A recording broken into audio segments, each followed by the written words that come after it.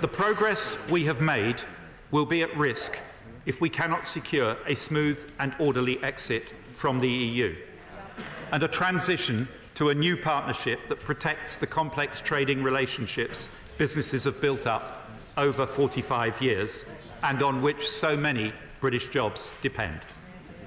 I hoped we would do that last night, but I'm confident that we, as a House, will do it over the coming weeks.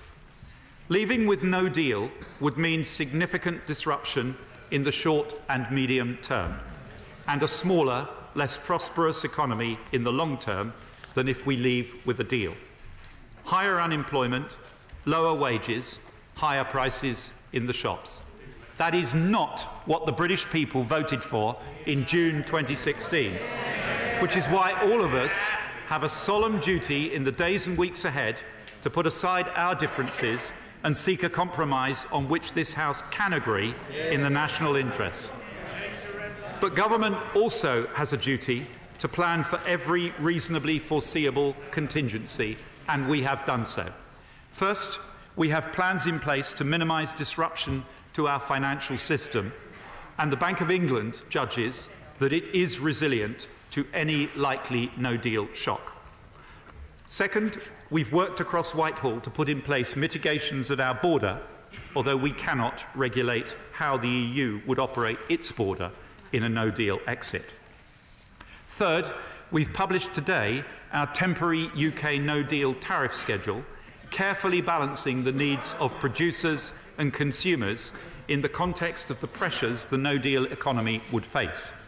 And fourth, the Treasury and the Bank of England together have all the tools of fiscal and monetary policy available to us, including the fiscal headroom I have held in reserve. But I need to be straight with the House. A no-deal Brexit would deliver a significant short to medium-term reduction in the productive capacity of the British economy.